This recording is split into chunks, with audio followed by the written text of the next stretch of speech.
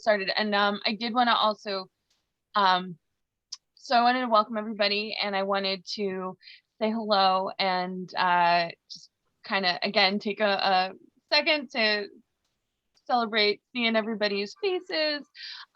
We are here to talk about publishing poetry.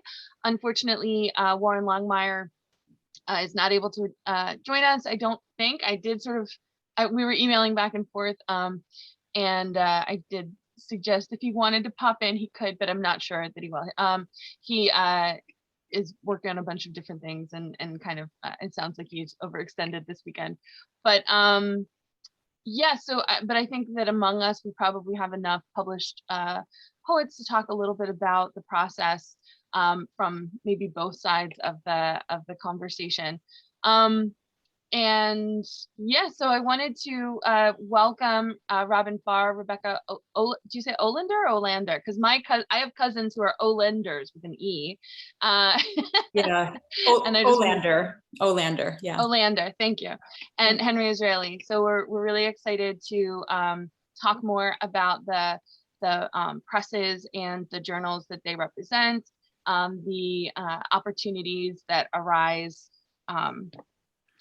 through the year for poets to get their work out there, what kinds of written and unwritten rules and expectations exist. And I am happy through this whole presentation to respond to questions or to pose questions to the panelists.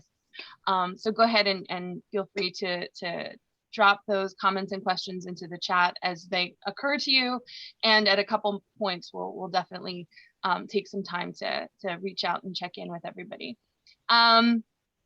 So yes, my name is Courtney Bambrick. I am poetry editor at Philadelphia Stories.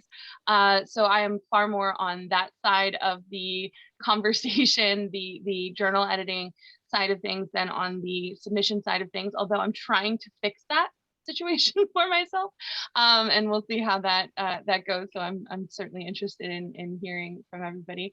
And yeah, I wanted to start off just by asking the three of you to talk a little bit about the journals that you represent, or the publishing opportunities that you represent, and where you come from, and maybe just a few lines about who you are and what you're looking for. And if you have links to share about your presses and journals, please include them in the chat so that folks can follow up. So if I could ask Robbin to start us off, that would be terrific. Hi, everyone. So glad you could join us. It's really an interesting panel today, and I like seeing everybody's faces. It's good to be here. So I'm Robbin Farr, and I represent River Heron Review, which is a free access online poetry journal beginning our 5th year. I'm co-editor and co-founder, along with Judith Lagana, who's my business partner and my co-editor. We started River Heron, obviously, to publish, but we also want to back up our poets with as much marketing and support as we can give them.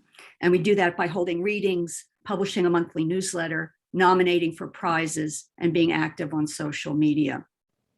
Do you want me to talk a little bit about River Heron as well, or Courtney, or do you want me just to? Yes. Okay. Thank you. All right.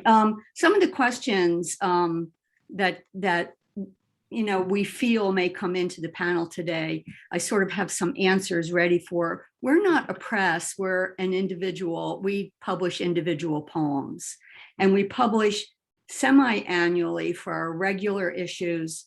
We publish 2 contest issues and 1 social justice issue. What we're looking for, that's really difficult to put into words and to make concrete.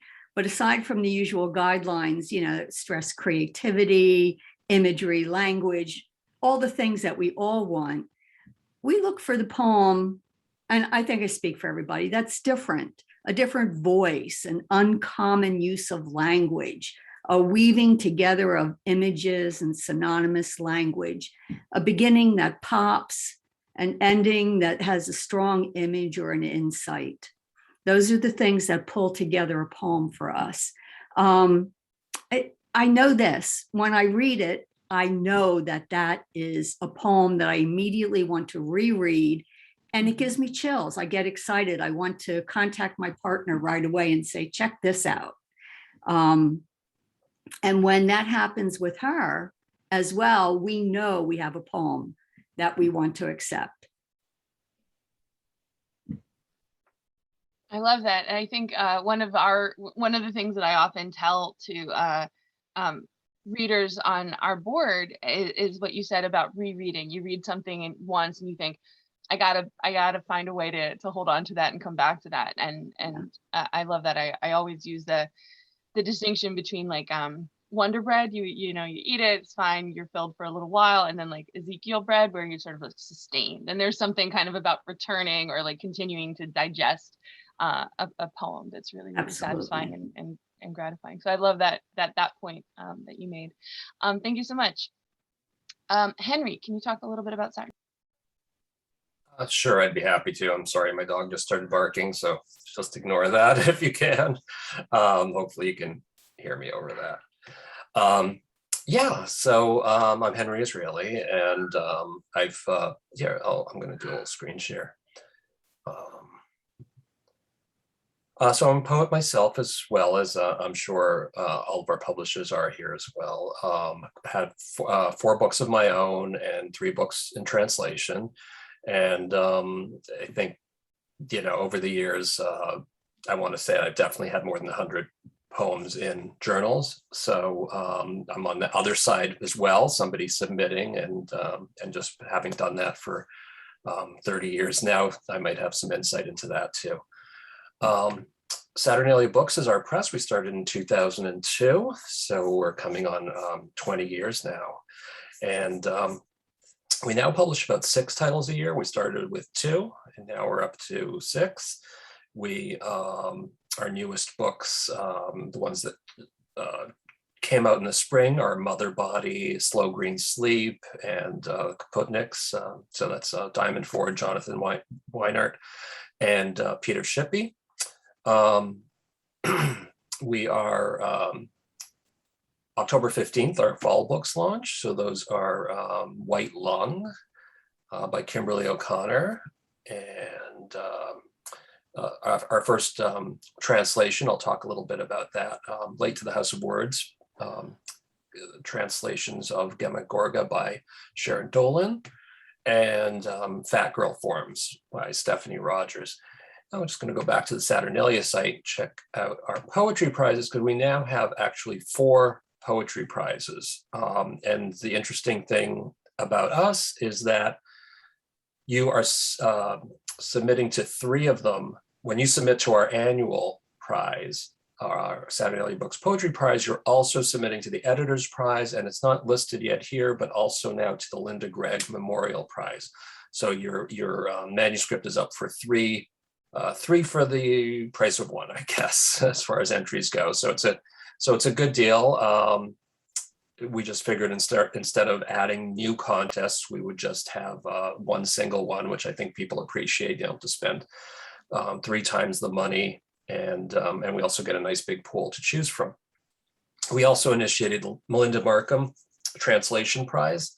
So I just showed you the translation book by Sharon Dolan. So this is open right now if anybody has a book of translations, but it's very particular. It's those who identify as female translating those who identify as female. So I guess it's more than just women translating women. It's a bit broader than that. So that's exciting. And yeah, I guess I think we only have a few participants. I guess I hope that we could actually maybe after we all go, that the participants too can introduce themselves and say, you know, where you're at in the process. Are you just starting to submit? Are you someone who submitted for a long time? What kind of work do you do? And I think those kind of particulars would help us give you advice.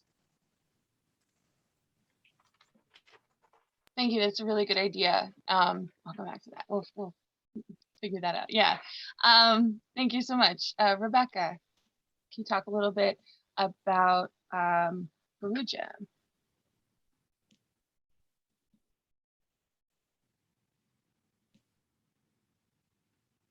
All right. Thank you so much. I thought I didn't even think of sharing a screen, but I'm going to try to. So I was just trying to make sure you could see mine. So how's that? Does that work out? Okay, amazing. So I'm Rebecca Olander. I'm the editor-director of Perugia Press. As you can see, our tagline is publishing new women poets since 1997. So this is our 25th anniversary. I am not the founding director. I came on and trying to fill the shoes of the amazing founding director, Susan Can, who started the press with actually Gail Thomas's book here in 1997. So I came on 5 years ago as the editor director. Before that, I had been a volunteer reader and also a board member. So worked with the press for many years. And let's see, so this is our homepage. We publish online an emerging BIWOC Poet Spotlight every month. We have other blog features like the story of my book and trying to get through all of our poets. We're just beginning that, as well as a poets platform. And I am also a poet myself, like Henry. So this is my website here.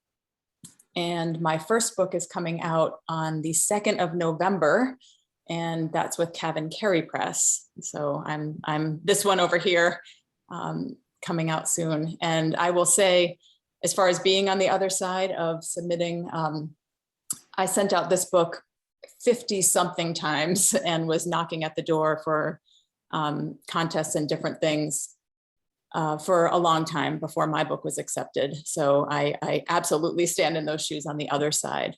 But back to Perugia, we are a press that publishes one book a year.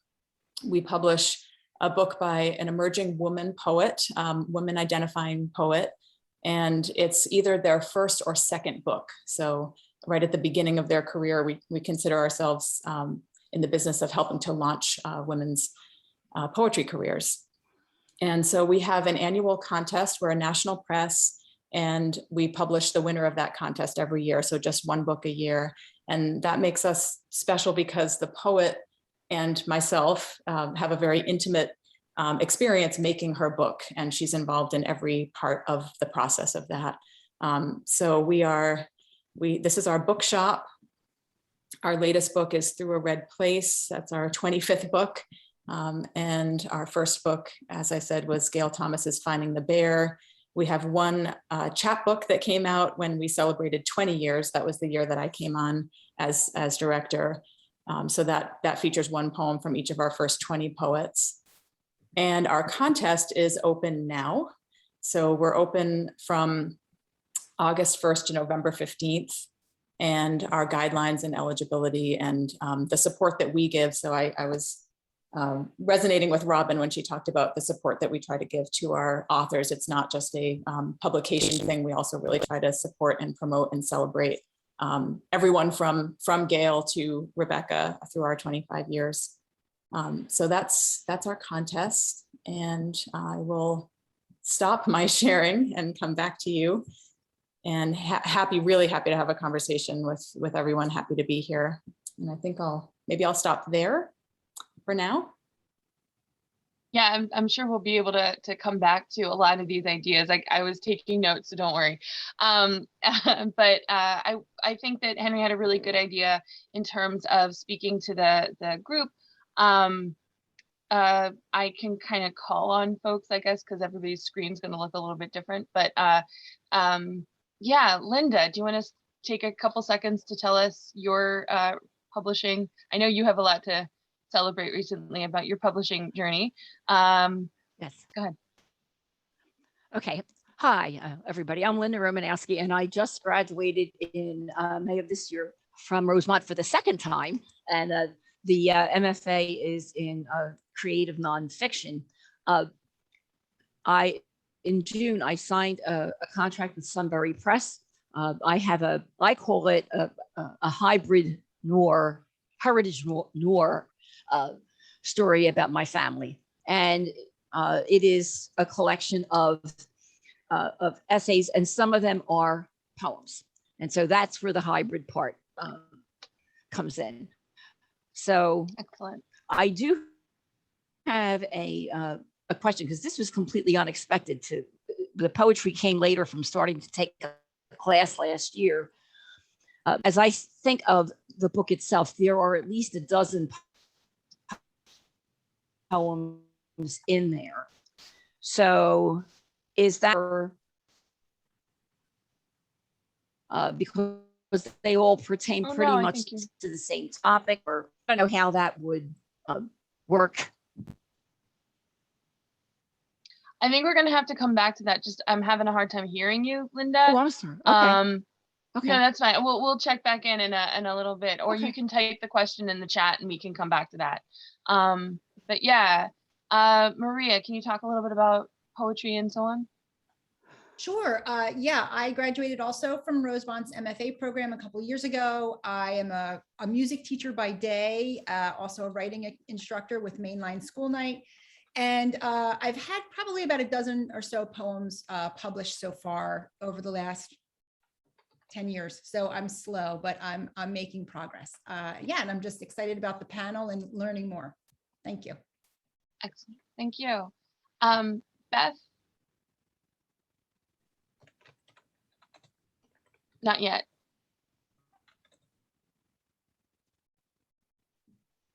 I think you're still muted, Beth. Okay, how's that? There you go.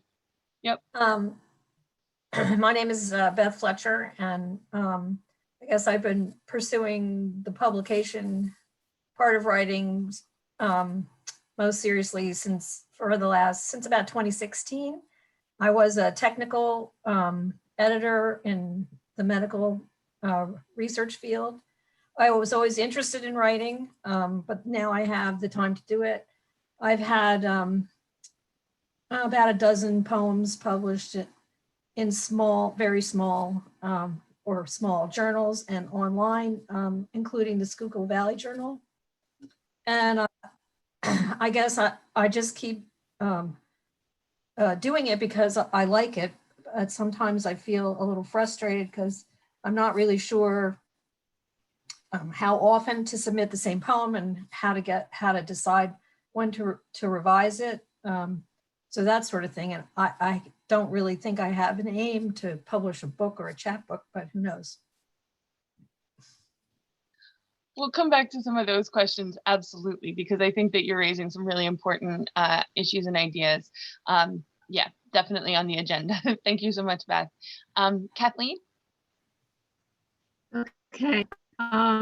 Yeah, I've had some poems published throughout the years, but it seems like I never start to write new poems, or I never submit anything unless I come to a workshop or something like this and I get inspired, or I take a class. So that's what I'm hoping happens today.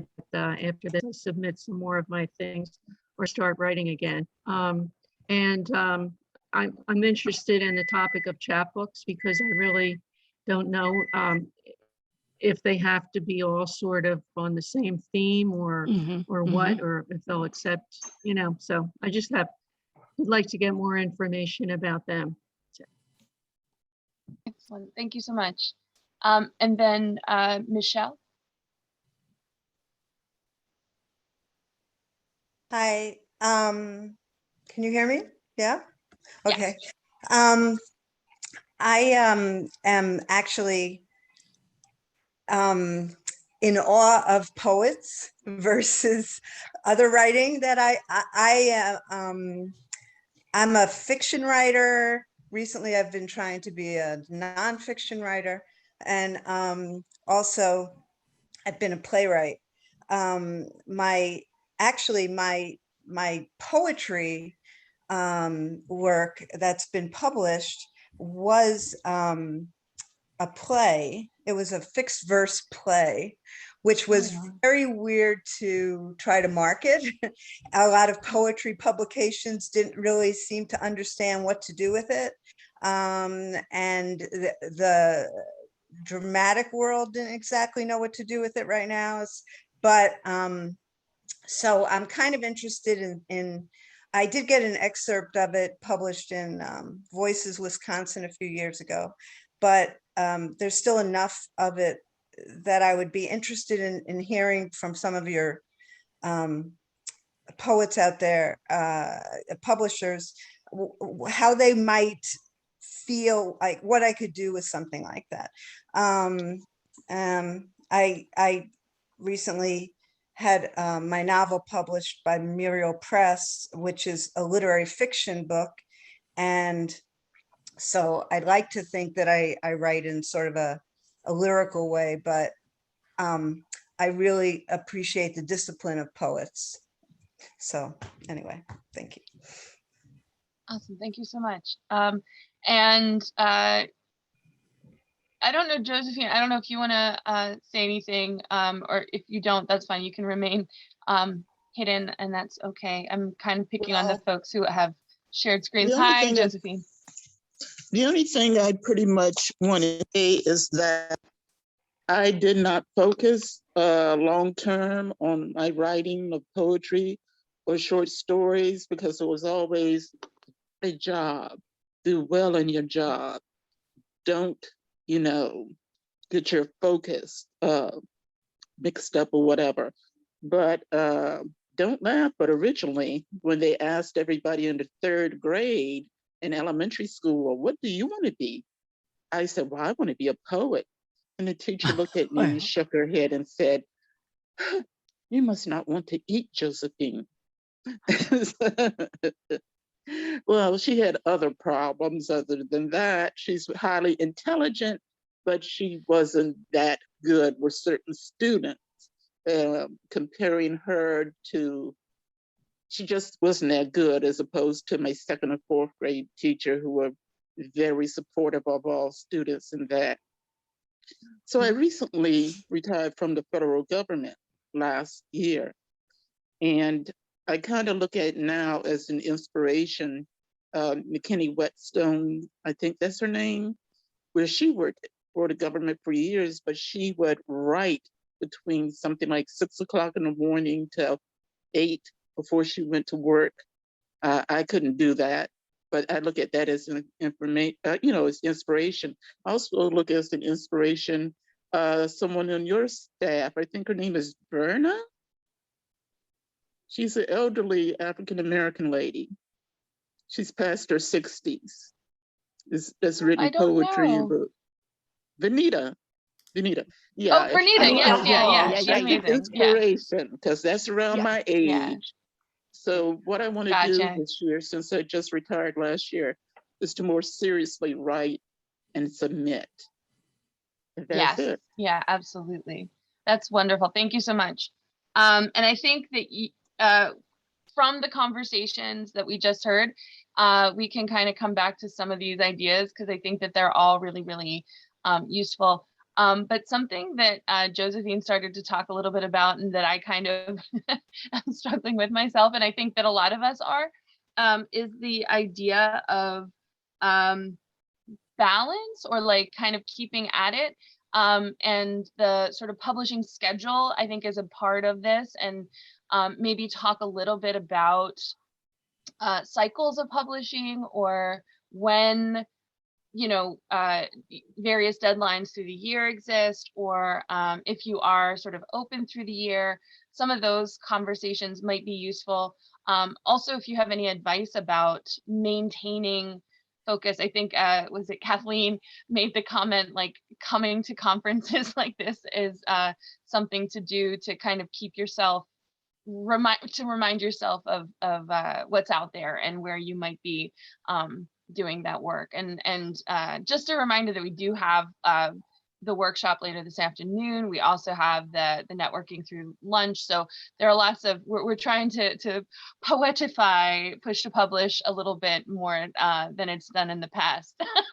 So yeah, if there's any ways, if there's opportunities through the day to check in or whatever, please, yeah, do so.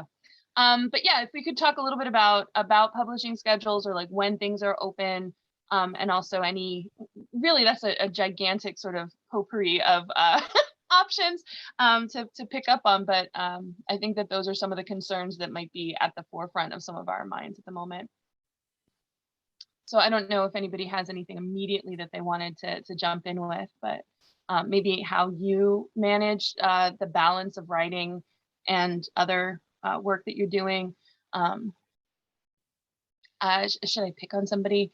Or Rebecca, you unmuted, great. So, okay, so first of all, I'm gonna put some stuff in the chat that I meant to put in before. So I'm just gonna hit like enter. So just generally, that's our Perugia website, our contest details and how to find us on social media. And we're having a 25th anniversary book sale. So there's a coupon code there that's for use through October. But I also want to put in a couple of other links. Just these are, if ever students ask me, and I use these myself. Let's see if I can enter these. There we go. So Entropy is a website, as well as Trish Hopkinson has a blog, and these two places I really, really recommend for resources, where to submit, how to submit, chapbook presses, small presses, magazines, journals, just really good, useful, helpful websites. In terms of balance, I teach full-time and run a small press, and it's really hard to find time to write. And I absolutely relate to Kathleen talking about setting aside time and going to like the writing place, going to a workshop or a retreat or something like that. I would have a couple of recommendations. The way that I stay connected, even when I'm so busy, is through writing groups, writing community. And so even finding one other person, to meet with and give yourselves homework, basically, to have someone to be responsible to. So I started out with, when I was teaching high school English, meeting with a friend, just one person. I kind of reached out after college feeling lost, like I wasn't writing anymore, and how am I going to keep that in my life? And reached out to everyone who I knew was a writer. And this one fellow teacher of mine said, I've been feeling the same way, let's start meeting. And it's been 20 years since we've been meeting pretty much every other week. And it's grown to sometimes 5, sometimes 3. There are 3 of us right now. And I'm in another group that is a group of 5 women. And they're both critique groups. So we exchange work ahead of time and, write all over it and then get together and read it out loud and talk about it. Sometimes in my group with 5 people, we have done like a craft essay where we'll read that and talk about it. So we do different things to keep ourselves feeling like we're in school, kind of still together. And then I have one other group it's called the Poetry Cleanse, which is, anyway, it's a once a month thing that you can opt into online. And it's not really open, but I was invited to join, but it's sort of a closed group, but I invite you to just start your own thing kind of like this. And what it is we get together for the first week of every month. So it's a Monday to a Sunday, and someone's in charge of sending out the email. And what you're supposed to do is send something new every day for 7 days. And it can be a revision, it can be one line, it can be a new poem. But you're trying to produce, and there's no responsibility to respond to anybody. It's just that someone's out there, waiting for your work. So, and it can get big. There can be 12 people every month to 6 people. But you send something by midnight every day for 7 days if you can, and no one's mad at you if you can't. Or sometimes on a Thursday, I'll send four lines or something for the first 4 days. But just creating deadlines and making myself responsible and investing in community has been really important. Thank you so much. Henry or Robbin? Sure. Rebecca, that was really great information, really, really useful. Thank you. I don't think I can top that. It's finding the time and also the discipline to write. It feels just like a lifelong journey, because even when we get on a roll and we're writing every day, inevitably it ends and we're back to square one, and we got to, re-exercise those muscles. So if you are, I mean, several of you are retired, which is, I guess that's a good thing. You have time, but so you just need the discipline. What I would do is lower your own expectations.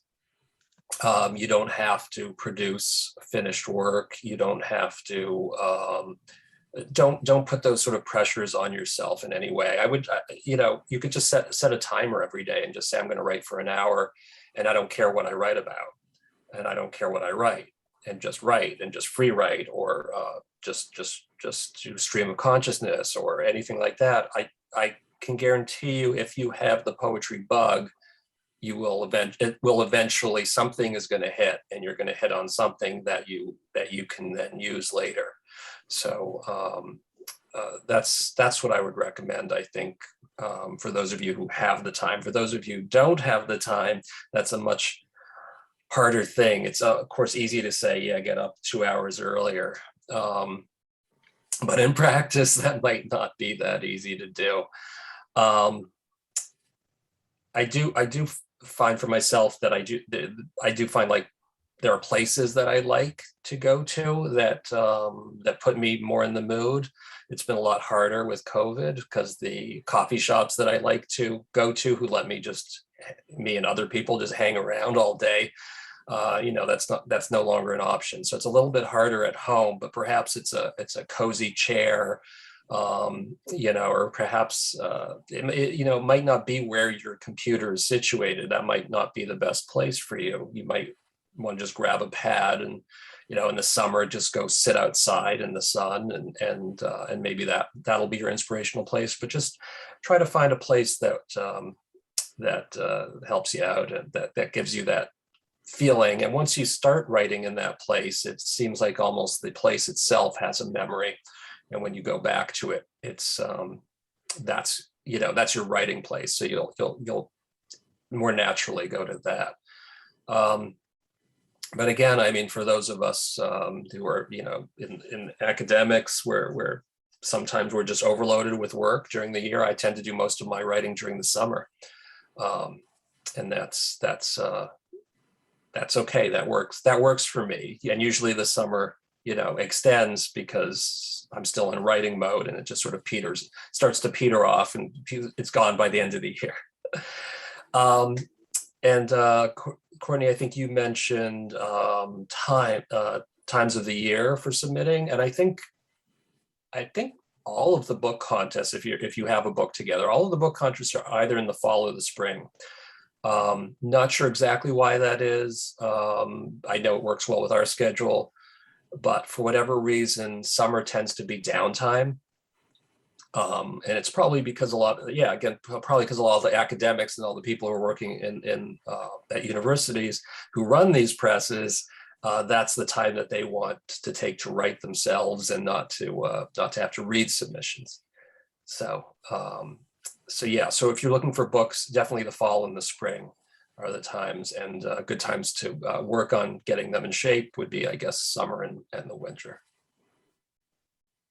Thank you so much. I like too the idea of I think kind of maybe a combination where you're thinking about establishing deadlines around some of those calendars and some of those submission cycles, to kind of give yourself a little bit of shape to your year. I think for myself, if I set a deadline myself and I have no external accountability, I'm very happy to blow through that and completely ignore it.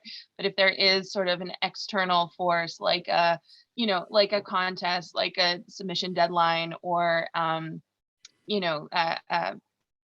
something opening, that can make it a lot easier to kind of find that focus, and kind of maybe planning out or building out, this conference happens this week in October, and then this one happens in January, and then you can kind of structure your own kind of writing year in a way that kind of combines some of these ideas and issues having to do with you know, what you need to build that out. Robbin, do you have anything to contribute about cycles Yeah, or I maintaining wanted focus? I just wanted to say, you know, what Henry said was really important about your expectations. And I think it's important too, depending on where you are at the moment, to give yourself permission to be there. You know, if you're not writing, give yourself permission. That's where you need to be at that moment. Maybe you should be reading instead. Maybe you should just be jotting down words and phrases. If you are like where I am right now, I just finished a collection and I'm searching for a publisher. And I feel like after completing that collection, that I sort of have closure on those ideas and those themes. It was really a cleansing sort of feeling. And now I noticed this morning that I'm submitting this and a little of that and a little of this. And I'm thinking, my gosh, what is wrong with you? You're all over the place. But then I recall what my mentor said to me. And that was, allow yourself to be where you are. And you have to be more gentle with yourself in that respect. Of course, you have to have accountability, as everyone has been saying. And often that is by deadline or by having a group of people or even just another person that you can talk to, that you can exchange poems with, and just keep each other accountable as to what you've done this week or what you've done in the past 2 weeks. So that's kind of both sides of that. But I think it's also important to accept what's happening in your life and in your poetry life and your writing life at that moment. Excellent. Thank you so much. Can I jump in for a sec? Please. Because I think, Yeah. and Rebecca reiterated this, and I think Robbin said something that's very, very important. I mean, I rarely can write without reading. The best, if you're just sitting there and not writing and you're just staring at the screen, God, just pick up a book, just pick up a book of poetry and read and typically, I mean, it could just be one book or, I mean, one word that sets you off and starts you going on your own poem. So, or I think a good thing to do actually is to look for those words. And when you're reading, just try to be sensitive when you're reading, which words kind of spark something for you, or say, okay, I'm going to challenge myself to use that word or these words in a poem, and that way, I think it's just incredibly important to me. I know, and I think that can be helpful if you want to get your juices going. Okay. Absolutely, I love that. And Rebecca mentioned the Steely challenge in August, but absolutely, I think setting yourself little challenges along the way, or I know that for myself, it's certain weekends, if there's a long weekend or something like that, I'll say, okay, I'm gonna hit the stack that I've accumulated and see how far I can get. And in terms of finding those words, there was a workshop that I did a while ago that was literally just sort of like mining other texts and things, like finding different passages, using epigrams and kind of like all of the different forms and things that draw from other texts, and putting yourself in conversation with these other poets. And it's almost like training wheels in a lot of cases until you get to a place where you feel confident or comfortable kind of going it alone, to kind of see what other people are doing. I also think this is another one in terms of looking for places to submit bios. And if you find somebody that you really, really love, or somebody whose work speaks to you or reflects certain things that you're hoping to do, looking at contributor bios and seeing what sort of spaces they occupy, what kind of places they've been submitting, what presses they run, because again, most of us are occupying multiple places in this whole conversation. So yeah, it's really, really a useful thing to just sort of keep eyes and ears open. Social media is certainly part of that conversation too. The Steely challenge, the fact that there's a hashtag on that kind of tells you that that's something that you can access or find on Twitter, Facebook, and Instagram. You can kind of follow certain writers who are pretty, I mean, there's a handful of really generous writers who will toss out good insight. Era D. Matthews, who was someone that she was our judge last year for the Currens contest, is somebody who has been incredibly generous, tweeting, sort of like a non-MFA MFA, if you're interested in kind of getting some information about writing and writing programs and things like that. So yeah, just I think keeping your eyes open and keeping following the paths that feel most useful to you. I would absolutely be encouraging folks to find and follow the people that nurture you. Yeah, please. Rebecca, go ahead. Courtney, you had that great idea about looking at bios, and I was going to say one of my go-to tricks that I actually tell people about more than I do, but I think it's really smart, is just if you have a book that you love, like you love this person's work, and you're in love with maybe even how the book looks, then you love this person, so you go to the back of the book, and there's always an acknowledgements page that has all of where they've published their work before. So that's kind of a little to-do list for you to start looking into all of those places yourself, because you know that they've published something that resonates with you, and maybe that's because it's like your work in some way. So similar to looking at bios, just another way to kind of go in the back door and find yourself a list. Absolutely, I love that. And I'm sure we can keep having this conversation. Also, I love the slowdown. Yeah. One of the issues that came up as people were introducing themselves, there was a lot of conversation around.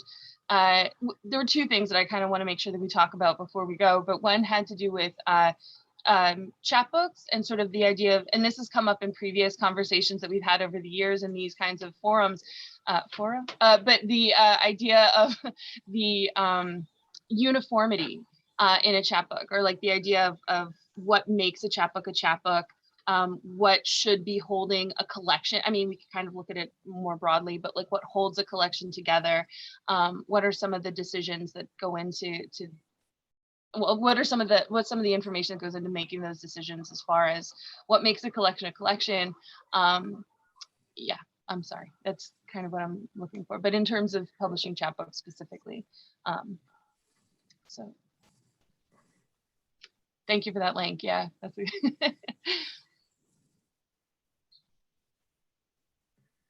I mean, so we don't publish chapbooks except for our anthology chapbook that we did publish, and that was kind of a retrospective. So that was how we went about that. For me, my first full length is coming out, but I did have a chapbook come out in 2019 with a small press called Dancing Girl Press, which also she publishes all women. So mine was, the way I made my chapbook was I hadn't had a book published yet. I'm turning 50 this November, and my first book is coming out in, thank you, the same month. But it was like in 2018, I just remember thinking like, it's my turn, come on. Like, I just keep sending out stuff. And I thought, stop sending out your full length, do a chapbook. Like, why are you, I just felt like I was sort of trying to jump up to the full length somehow. So I went back, and what I did was I looked at all of my individual publications, and I thought like, okay, there's something here because somebody liked these, there's some power here with these poems. And they weren't in my full length collection. So I was looking at things that had been vetted, I guess, already, and published. And I noticed that there was resonance between them. So many of them were about marriage and even weddings. So there was this sort of theme of long relationship. And then I went through all of my poems that were unpublished to see if there were other poems that I could find that would then resonate back with that group. So those are poems about relationship, about marriage, even weddings, and then sometimes just life or kids will come in or something into that. So that's how I made mine. I think a lot of chapbooks are project books, and they do have a theme, or they're more like a little project, and that's really cool. I've never started with a project idea, but I love that when that happens, and I'm sort of waiting for the project. But I don't think it has to be. So I think the question was whether maybe it had to be that. And I think that's maybe, was it Michelle who was asking about the chat books? No, I think it was Kathleen. Kathleen, yeah. So, I mean, it can be a shorter collection, but I don't think the rule is that it has to be a project book or all on one theme, but they do tend to be that way. And yeah, the link I put in there is again from Trish Hopkinson from her blog, which is just this incredible gift to the poetry community. And she has a whole list of no-fee chapbook publishers. Mm-hmm. So it's a great resource. Absolutely. Yeah, no, you're great. And I wanted to kind of piggyback on that because I think it was Beth made the comment at one point about name or bio. And I wanted to ask a little bit about like the value of a bio in the submission process. It's not something that we like to have a bio, obviously, when we publish something, and I think submittable requires, something goes into the bio field. But I'm just curious about that, like name, how important is something like name when you're making these kinds of decisions? Is it not? Robbin, can I toss that to you? Absolutely. Yes, actually, River Heron asks for two things. We ask for a short bio, like 50 to 75 words, and we'd like to know a little bit about the poet, as well as perhaps some of the places he or she would like to mention that they've published, which is fine. But then we also ask for a statement about the poem itself. Like, what inspired that poem? Where did it come from? What were you thinking about? What would you like us to know about that poem? And that's about 75 words also. So we ask for both of those. And I think that one, asking for that information appeals to the readers. They like to know a little bit more about the poem. And the bio, I think the editors like to know about the bio, but I think the readers like to know what's in the bio as well. So always that little bit of information about you as a person and maybe what influences your poetry. I'm from the Midwest and therefore I'm influenced by such and such, or so forth. I think it gives you insight into the poetry. And I think it's important to have a good one that you've worked on. And I think it's actually good to have a few because different publishers ask for different information. So one might say, we want a statement of your interests. The other one might say, we want a list of your publications. So be prepared with a few. I have in my miscellaneous folder a list of about 7 different bios that I use, different lengths and different focuses. That's really good advice too. I think like having just the same way that you tailor a submission in most cases to the call that you're responding to, it's really, really useful to look at your bio. And again, I think like I have multiple bios depending on what it is that I'm trying to sell or to put out there, or having done performance work and things like that, as well as design, different hats. Each hat gets its own little story. So yeah, I think that that's a really, really useful. And plus, the conversation around size and shape of the bio. Sometimes they want 1 sentence, sometimes they want half a page. So depending on those requirements or those expectations, it's really, really useful. Maria asked a really good question here about social media and the value of social media in the publishing arena. So publication, I think, in some cases, like there's definitely a lot of, like you always know when a friend is about to publish a book, right? And I'm curious about how that works, or what are some of the feelings about that kind of engagement, or how writers might use social media. And I think that this question about, again, the wariness around social media and information and everything is warranted, and how to maybe navigate some of that. And I don't know if any of our panelists want to take that on directly. But yeah, Henry, you're unmuted. I'm going to ask you to Whether that was intentional or not, I'm really sorry. Well, no, I do you was have something to say? going to respond to something earlier, and I could probably talk more about that than this question. I mean, social media is just a necessary evil. It's a marketing tool. It's not. I don't think you should think of it as anything other than a marketing tool. And of course, you want to be on. If you're having a book come out, you are going to want to be on social media to promote that book. I wouldn't.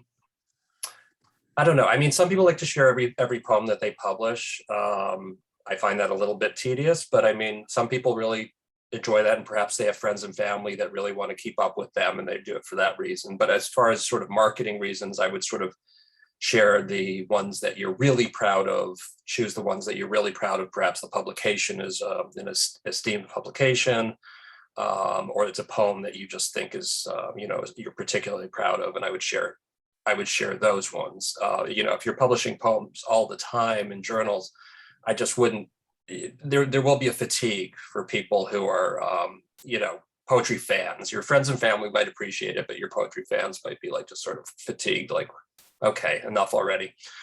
But I want, if I can just go back to the last question as well, because the information I'm going to give you is actually kind of the opposite of what Robbin said. For at least for submitting your books, you want to keep your bio pretty tight, and you don't want to discuss your influences. You don't want to discuss why you wrote poetry. You don't want to discuss that you came to poetry because you had an epiphany. Nobody's really interested in any of that. I would leave all of that out, and it makes you look less professional. I mean, I don't mean to be snobby about it, but it does people who don't have a lot of experience tend to talk too much in their cover letters. And a long cover letter becomes a kind of a turnoff. I would put in there, any awards you won, any major publications. If you have books out there, of course, you want to put that in there. I wouldn't put every single place you published your poetry in there. I would choose the top maybe 2 to 5, 3 to 5. The ones you're most proud of again. And any award, I would not list being a finalist or semi-finalist in other awards, because it kind of comes across as, well, they didn't take me, but you should. And that, nobody wants to feel like they're second or third choice for sending out your manuscript. Even if you are, you want to seem like this is the choice. This is the one you want to send to. So you want to avoid stuff like that.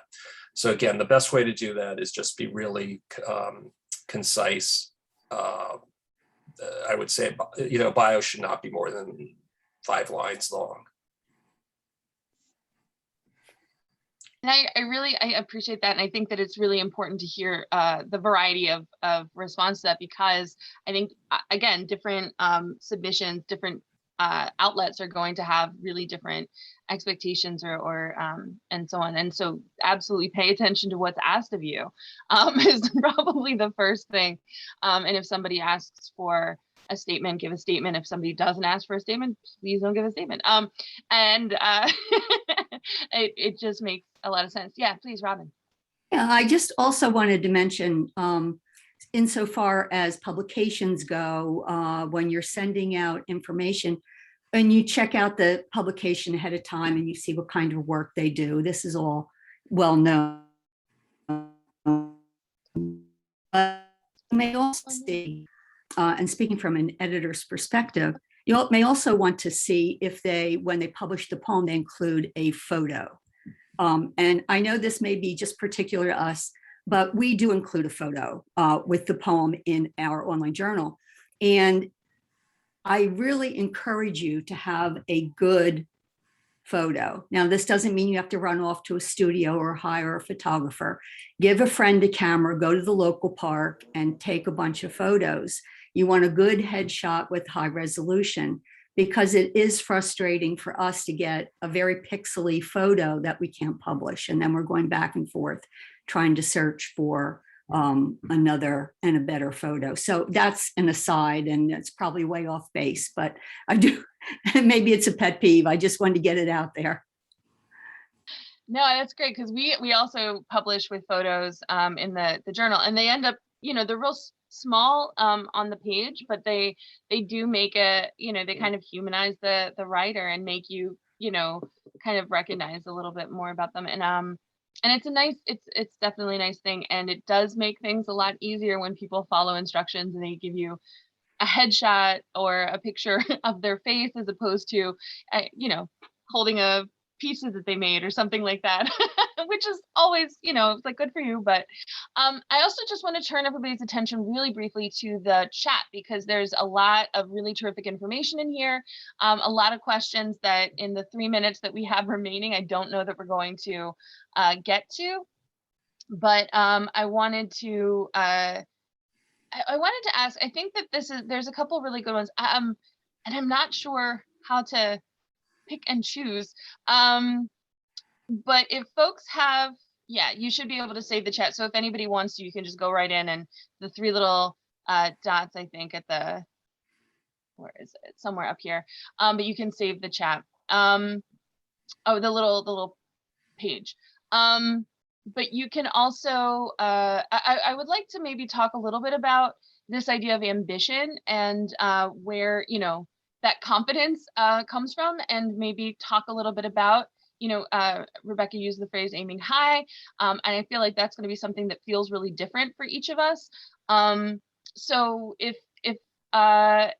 folks, I don't know how this would sound, if folks want to talk a little bit about maybe either recent publication experience or places that you think are embracing or encouraging. It sounds like the journals that we're talking to today and the publishing platforms that we're talking to today are supportive and proud of the writers in really terrific ways, and we want to kind of build those relationships, because the writing community is a community in so many ways, and it's really important for us as editors and publishers and teachers and everything to encourage that networking and that community to kind of expand and so on.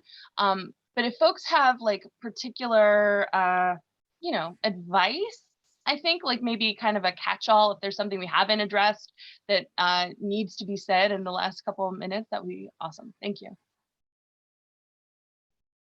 I'm just going to jump in and say, do resubmit. So if anyone is out there thinking you got rejected because that poem just doesn't work, or those people just don't like your work, it's not necessarily true. So at Perugia, we've published books that have been submitted, like the 4th time it's submitted, we published the book. My own book, I sent it out, I think 55 times, and I was like runner-up once and semi-finalist a bunch of times. So you just, it's sort of mysterious.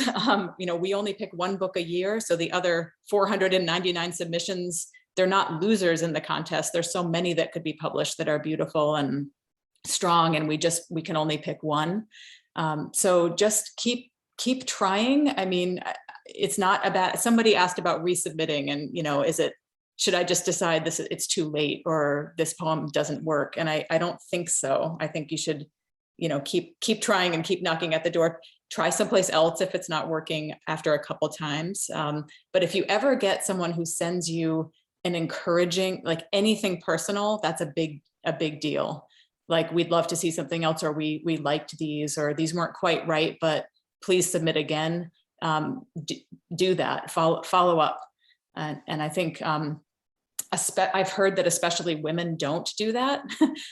So women, do that for yourselves. Don't be shy or really read a lot into a rejection, because it's not necessarily even a comment on the work. It's maybe just that there wasn't room, or that editor that day was tired, or whatever, random thing it could be. So keep putting yourself out there. That's what I would close with.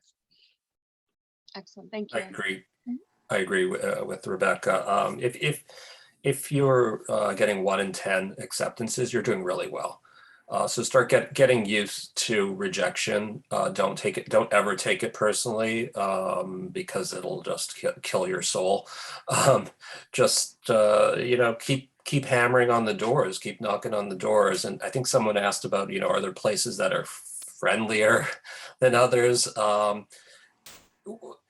The quick answer is no, but the longer answer is, like Rebecca said, if you get a no, you start building a relationship the more you submit to a place. And if the place does, seem to like your work, they become a friendly press. They become a place where, oh, they like my work. So perhaps I'll try another place, but I know that I have this place to fall back on because they like my work. So always try to build relationships with the places that you submit to if they are responsive in any way. Great, thank you. Maybe one last word from Robbin. Yeah, thank you. Yeah, I just wanted to say from the journal's perspective too, continue to resubmit to that journal. If that's a journal that you have your sights set on, continue to submit. If editors are reading 1,500 poems and they publish 20, you can see that the odds are really slim. And it's so random sometimes. I mean, yes, the editors are always choosing the best they can for their publication, but sometimes it is like Rebecca said, the editor's tired, or, something went wrong, or we have enough poems about X. So do persist. We like to see names we're familiar with when we see them, which we read anonymously. So anything that comes through in the end, we're like, oh, it's another poem from so-and-so. And we love that. We feel like we're being supported. And then in turn, we can support you. Yeah. Thank you so much. That's really wonderful advice. And I can say too, that in my experience, it is really nice to build those relationships with the poets who are sending work out, and to kind of like make email friends, poetry pen pals. So thank you again to Robbin Farr, Rebecca Olander, and Henry Israeli for contributing to a really, really useful and hopefully inspiring. I hope we all sort of feel a little bit more of that courage and confidence in our own work to submit and submit again. I'm heading over to track 2